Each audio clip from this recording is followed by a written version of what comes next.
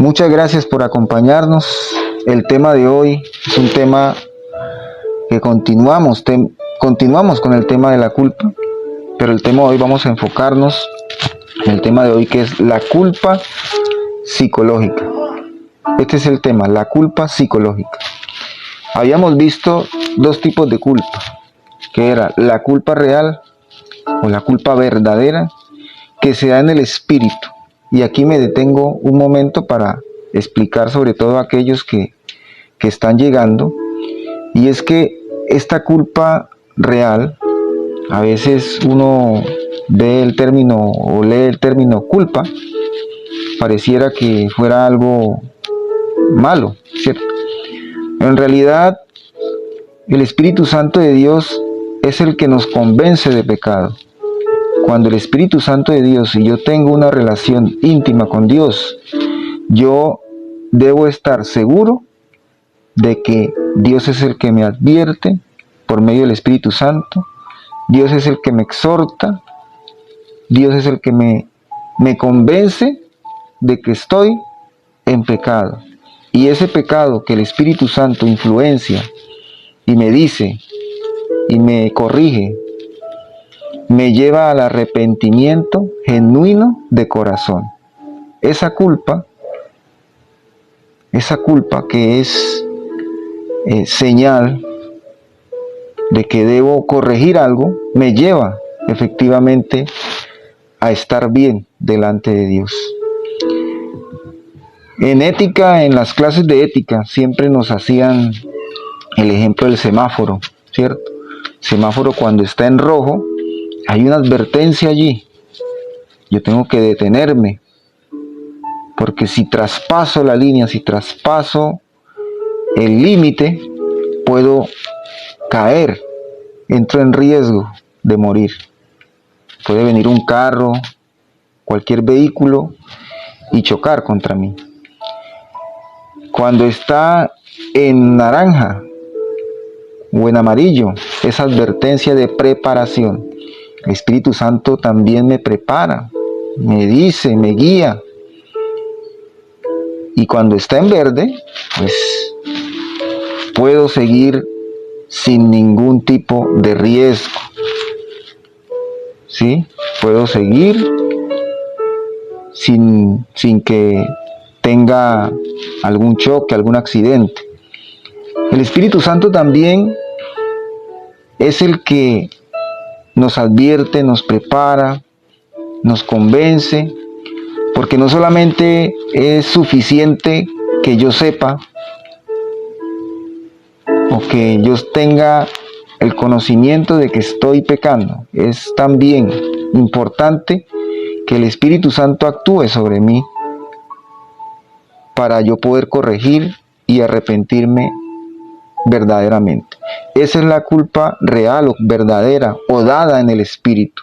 Esa es una culpa dada en el Espíritu, que es necesaria, sí, para yo poder entender que estoy pecando.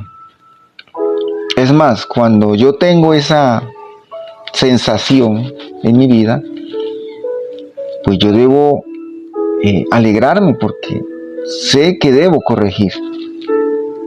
Y corrijo con alegría y no vuelvo a caer en lo mismo. Pero esto solo se da cuando yo estoy en el Espíritu, en una relación íntima, personal con Él. Hay otro tipo de culpa que vimos ayer, que era la imaginaria. Estoy repasando porque es importante, sobre todo para aquellos que llegan nuevos en cada transmisión. Es importante que retomemos esta parte. Vimos la culpa imaginaria, es aquella culpa que se da en las emociones, ¿sí? En las emociones. Y esa culpa imaginaria viene dada por experiencias pasadas de dolor, traumas, maltrato que se pudo haber dado en mi vida anterior, en mi vida pasada, en el pasado, y que a partir de ahí yo comencé a echarme la culpa, Por ejemplo, si hay una persona que al nacer, por alguna otra cosa, la mamá murió, a veces el hijo se echa la culpa de la muerte de la mamá. Entonces, estas son culpas imaginarias, y hay muchas culpas imaginarias. Cuando los padres se separan y el hijo se echa la culpa de que los padres se han separado. Y así hay muchos ejemplos. Por ejemplo, violaciones, maltrato. La persona cree que es culpa de él. Esta culpa no es real. Esta culpa es generada desde la emoción, desde los sentimientos. Y no es una culpa que me lleva a arrepentimiento. Es una culpa que necesita de una operación diferente. Necesita de sanidad. Sanidad de parte de Dios. Mientras que la culpa verdadera me lleva a mi arrepentimiento por medio para el perdón, la culpa imaginaria me debe llevar a mí es a buscar ayuda. Ayuda para poder sanar heridas. Que son heridas que han sido en mi vida y que yo las relaciono conmigo y que digo que soy culpable. Pero en realidad no es así. Es un proceso de sanación que se necesita en nuestro ser. ¿Listo? Y así podemos relacionarlo ahora con la culpa psicológica. ¿Qué diferencia hay entre esa culpa verdadera que me lleva al arrepentimiento, la culpa imaginaria que necesita sanación? Aquí vemos la culpa psicológica. Y la culpa psicológica resulta de el razonamiento, se produce en la mente. En la mente, y es cuando ¿qué? Cuando usted y yo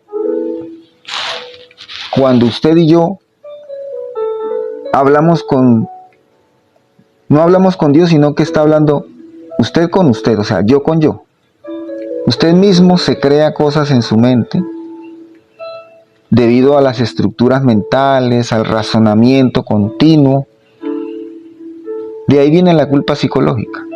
Y tiene que ver con el moralismo, con normas que el mismo ser humano se impone y que al no poder cumplir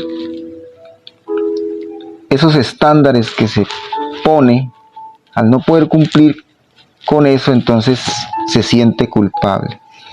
Vamos a ahondar un poquito más entonces en esto.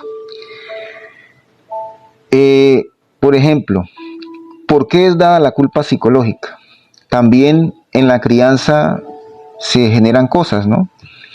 Supongamos que usted tiene un hijo, o que usted en su momento cuando estudió, o alguna persona que estudie y su padre le exija unas notas que tiene que sacar 10, que tiene que ser excelente. ¿Qué pasa con esa persona a medida que crece y el papá se vuelve exigente, no solamente en calificaciones de notas, por ejemplo, en algún deporte, y le exige, cuando de pronto él no tiene los talentos, no tiene las habilidades? ¿Qué pasa con esa persona que va creciendo? Se va poniendo como metas imposibles y se frustra. Entonces se siente culpable porque no puede llegar al tope que se le exige. Entonces se genera una culpa allí. Entonces, ¿sí ven que es una culpa psicológica? Es una culpa psicológica. Es una culpa de legalismo. Por ejemplo, en algunas iglesias que utilizan la culpa psicológica para que se genere miedo y de esta forma la persona se congregue. Lastimosamente, en nuestras iglesias a veces se manejan las cosas de esa forma, ¿sí? Se induce a que la persona busque de Dios por medio del miedo, por medio... hay un término que se maneja en la academia, cuando estudiaba en la universidad, y es terrorismo psicológico, ¿no? Bueno, aquí se maneja la culpa psicológica. donde en las iglesias, en nuestras iglesias, lastimosamente, a veces se ponen estándares que no se pueden alcanzar, como los fariseos, ¿no? Que ponían estándares, tenía que orar tantas veces, ayunar tantas veces, a veces hasta en la vestimenta, que si usted se viste así, si usted se viste de esta forma, entonces va al infierno. Parece extremo, pero así se da. Así se da. Lastimosamente, así se da. Aquellas iglesias que todo es por obras, o que creen que la salvación es por obras, y que cada rato nosotros debemos estar. A veces somos salvos, a veces no. Esa idea de que ahí debe haber salvación continua. Bueno, algunos de pronto aquí ustedes también están allí metidos en eso de que la salvación se pierde y se gana, se pierde y se gana. Pero lo que me quiero hacer referencia es, a lo que quiero yo llegar acá es que no podemos caer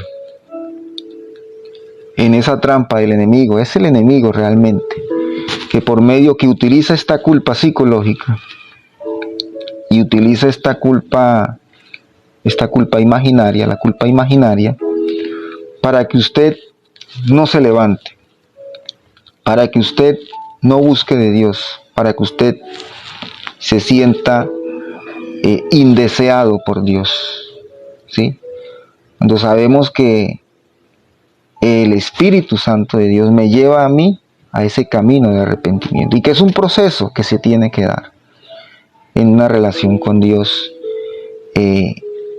continua. Pero ¿cómo yo puedo diferenciar, amado? Y esta es la pregunta del día. ¿Cómo puedo yo diferenciar cuando siento una culpa que es guiada por el Espíritu Santo, o cuando siento una culpa que no es real, que puede ser imaginaria o psicológica? ¿Cómo yo establezco esa diferencia? Primero que todo, amados y queridos por Dios, primero hay que entender que usted puede estar en el espíritu o en la carne. Recordemos esa conversión que hemos hablado. Convertirse es pasar de un estado de viejo hombre, vieja mujer, a un nuevo hombre en Cristo. Y en esa conversión, que es progresiva, que es un proceso, usted tiene que cambiar de naturaleza. Yo aquí he dibujado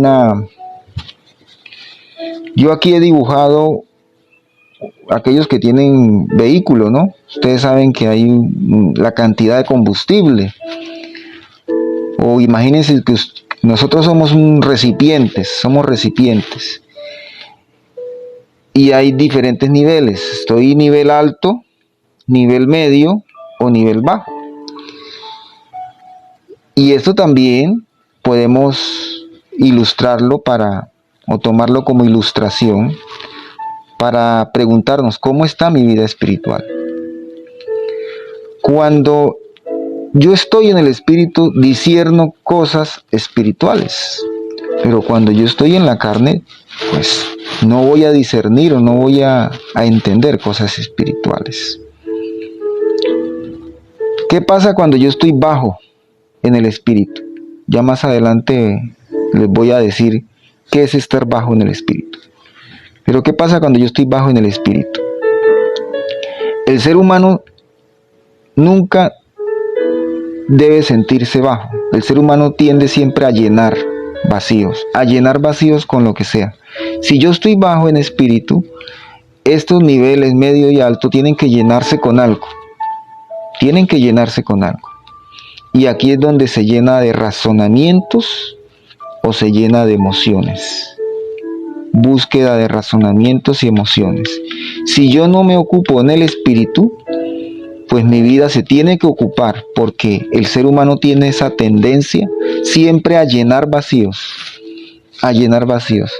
Cuando nosotros debemos es entender que Dios nos diseñó con un área espiritual mi cuerpo, con una área espiritual para que sea llenada en el espíritu. Pero el hombre tiende a llenarla en los razonamientos y en sus emociones. O sea, el hombre busca llenarla por cualquier medio. Si yo no estoy lleno del Espíritu Santo de Dios, si yo no estoy tanqueado, como dicen por allí, del Espíritu Santo de Dios, si yo no busco retanqueo diario, mi vida se tiende a llenar con otras cosas. Porque la vida siempre, el ser humano siempre busca estar pleno, estar lleno. Y si no se llena de espíritu, se tiene que llenar con cualquier cosa. ¿Sí? El ser humano es como un almacenaje de información. El ser humano utiliza esa información que usted ve en el entorno para llenar vacíos. Si yo no me informo con Dios, si yo no tomo información de la palabra, el ser humano va a tender a tomar información de otros medios o de otras fuentes. ¿Sí? Si yo no tomo información, si yo no me alimento de la palabra, entonces el ser humano va a tender a tomar otras fuentes de alimentación. Y bueno, usted diariamente es bombardeado por información en su celular. Usted sale a la calle, inmediatamente le llega información, chismes, bueno, etcétera, etcétera. De hecho, si usted está solo en un cuarto, no, que usted esté solo en una habitación, solo. Si usted está solo en una habitación, créame que su propia mente va a hablar con usted mismo. Y es allí donde surgen las culpas psicológicas. En esa construcción mental continua, el ser humano se justifica a sí mismo y al final se culpa a sí mismo cuando entra en ese diálogo consigo mismo. Y aquí es el error donde caemos, ¿no? Muchos dicen ser cristianos y usted les pregunta, ¿usted busca de Dios? Sí, yo busco de Dios, lo tengo en mi mente y hablo con Él cuando estoy en la fila del banco, cuando voy para el trabajo. Sí, yo estoy con Él ahí estoy con Él, ahí más o menos, ahí, ¿cierto? Dios no es un Dios mental, tenemos que entender eso. A veces creemos que hablamos con Dios y estamos hablando es con nosotros mismos, cuando yo estoy bajo de ese nivel. Ahora vamos a versicular todo lo que les he dicho hasta ahora con la palabra de Dios. Vamos a sustentarlo con la palabra de Dios. Entonces sí, recordemos la pregunta. ¿Cuál es la diferencia entre esa culpa que nos da el Espíritu para arrepentimiento versus a la culpa no real que viene de lo imaginario y de mi mente, de mis emociones y de mis razonamientos? ¿Cómo diferenciarlo? Vamos a Juan 15:7. Juan 15:7.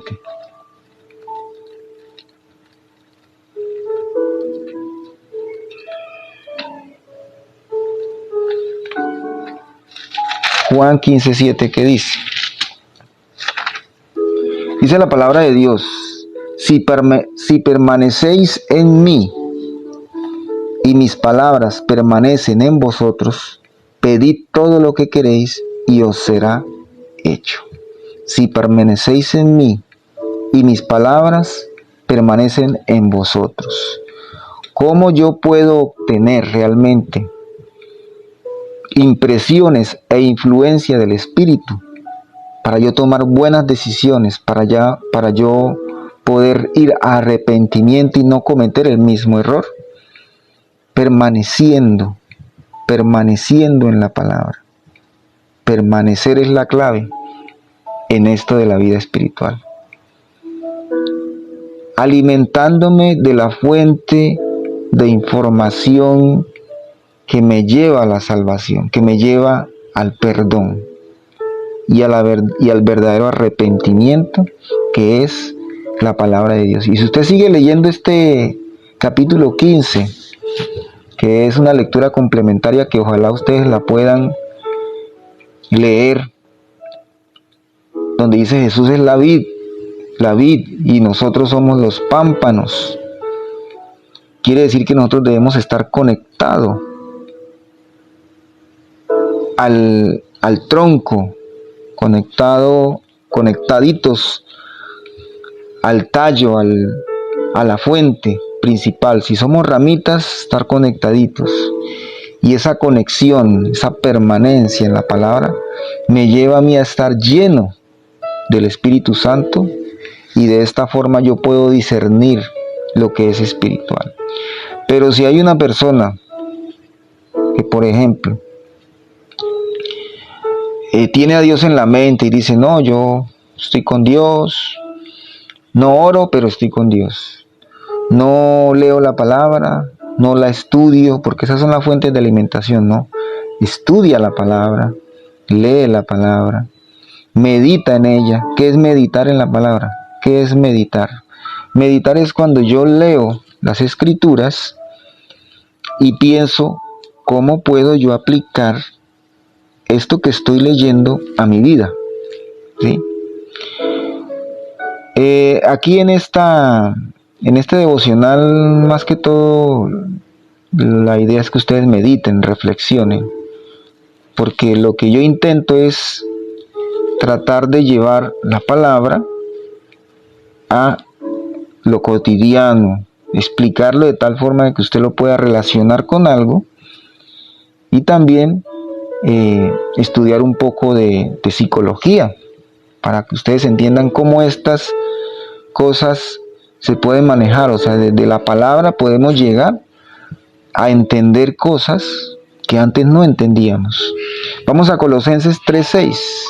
Colosenses 3:6.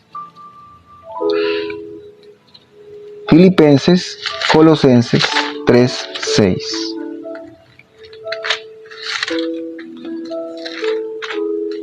Ya lo tienen allí, Colosenses capítulo 3, versículo 6.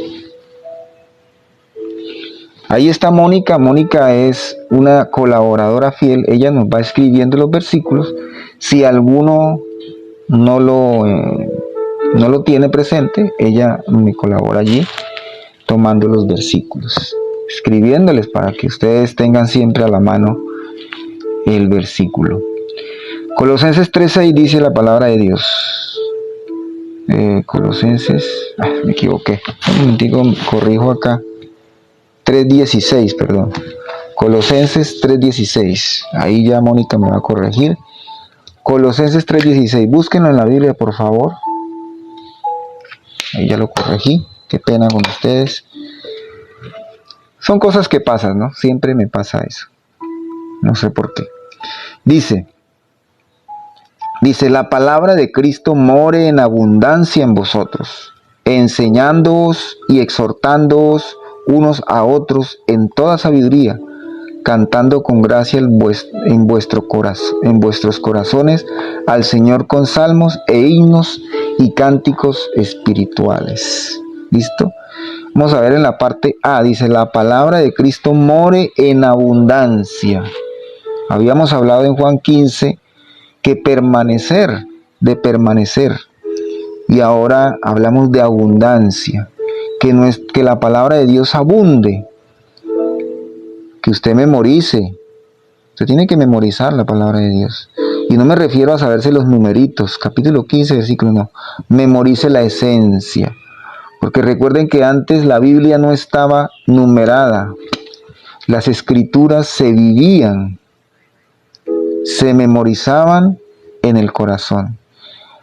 Esto de los versículos y los capítulos sirve de algo, pero a veces se convierte en un arma de doble filo, porque mucha gente lo utiliza es para decir, mire que yo sé que ahí está en el versículo tal, capítulo tal.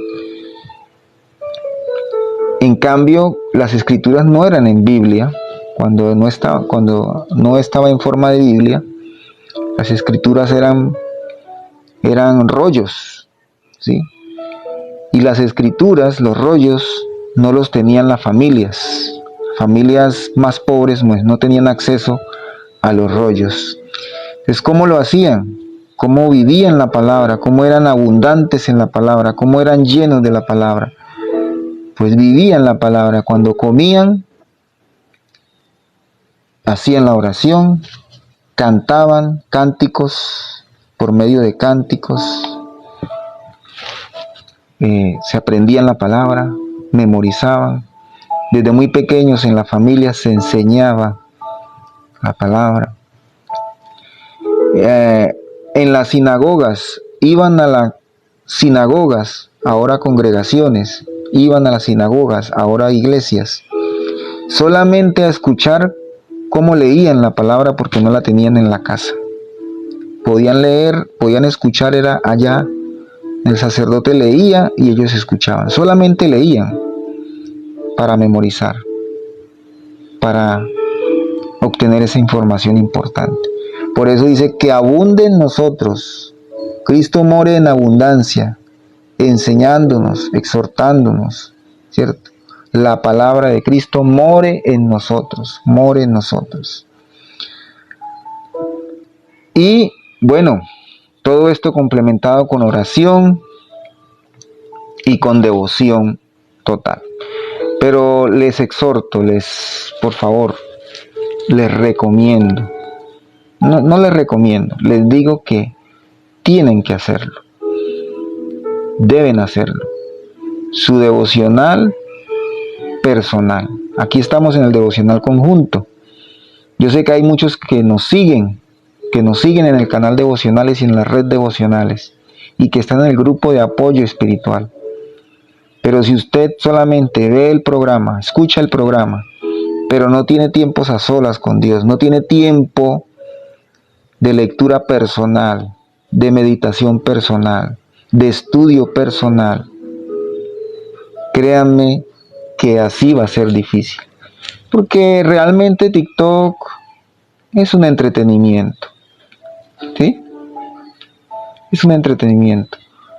Y pues ha sido bendición también porque se ha llegado a muchas personas. La palabra ha llegado a muchas personas.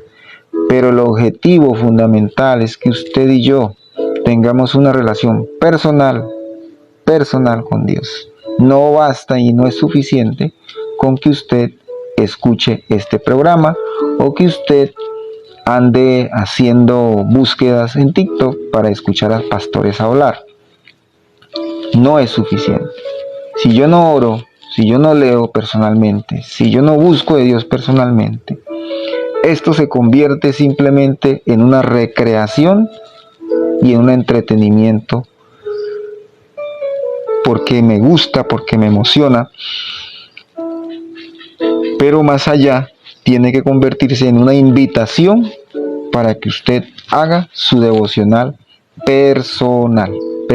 Por eso siempre les he dicho, y ustedes saben que así es, que por favor hagan su devocional personal. Por eso les escribo aquí, si no tienen una guía devocional o si no tienen una guía de lectura, aquí les escribo todos los días.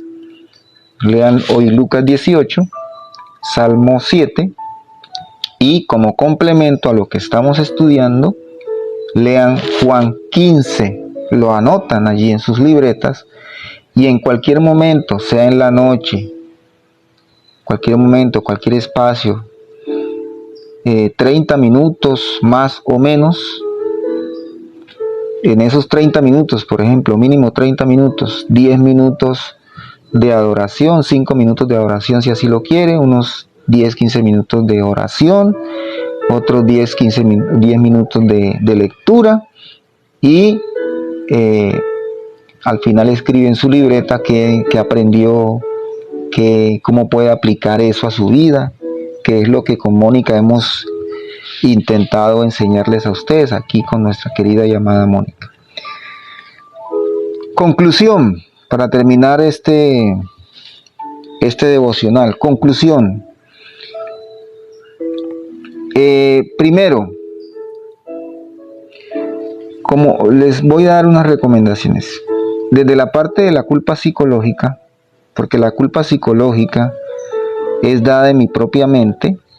Y la culpa emocional es dada desde el exterior, cuando suceden cosas en mi vida que yo no puedo controlar, y muchas veces no puedo controlar, y que me echo la culpa. Usted no tiene que dejarse afectar por el entorno. El Hijo de Dios no tiene que dejarse afectar por el entorno, sino que tiene que transformar el entorno. ¿Sí? Transformar el entorno. Siempre el ser humano tiende a justificar cosas que pasan en el entorno, ¿cierto? Usted debe entender que yo transformo mi vida, transforma el entorno. Yo no puedo estar emocionalmente dependiente de lo que pase a mi alrededor.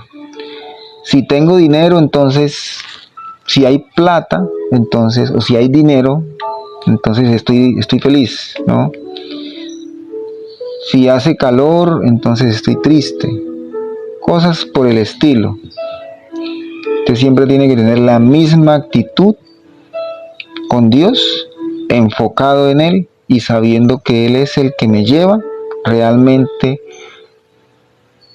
de batalla en batalla, de victoria en victoria. Él me lleva a obtener las victorias personales en esa lucha interna de pasar de una naturaleza vieja a una nueva naturaleza en Cristo.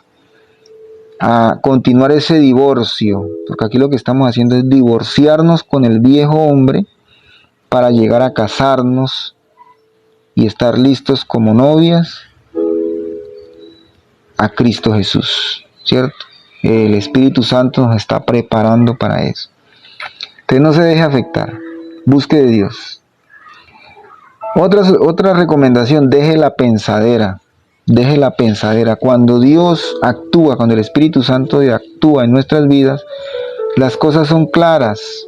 No hay que ponerle tanto, no hay que maquinar tanto en nuestra mente las cosas. No hay que darle tantas vueltas a las cosas. Uno a veces dice, ¿será que es de Dios? ¿Será que no es de Dios? Cuando el Espíritu Santo habla a mi vida, cuando el Espíritu Santo influye en mi vida, es claro. El Espíritu Santo no es espíritu de confusión. El Espíritu Santo es claro. Y a veces cuando usted tenga situaciones que no sepa qué hacer, véalo desde otra perspectiva. Aléjese un poquito y busque en la palabra o lea la Biblia según la secuencia que usted vaya leyendo. Medite en ella, medite en la palabra. Y el Espíritu Santo, por medio de la palabra, morando la palabra en ti con abundancia, podrá dar cosas claras, no confusas, claras. Entonces, la recomendación, deje la pensadera y continúe. Siga adelante. Dios tiene el control. Usted solamente dedíquese a buscarle. Buscad primero el reino de Dios y su justicia. Y lo demás va a ser añadidura. Siempre, como dice nuestro querido Hernán, el que busca lo bueno, pues, ¿qué va a obtener? Lo bueno, ¿cierto? No hay que darle muchas vueltas al asunto. Busquemos siempre el bien. Hagamos las cosas con amor.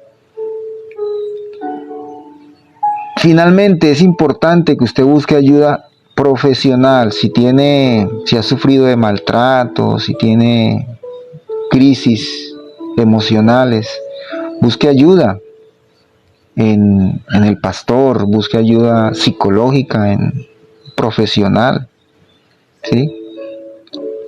Busque ayuda, es importante también buscar ayuda. Es importante ir al médico, porque estas cosas de la culpa generan dolencias físicas también, y hay que tenerlo en cuenta. Y por eso debemos renovar la mente, como dice en Romanos 12:2, no os conforméis a este siglo, o sea, no se conforme al mundo, sino que transfórmese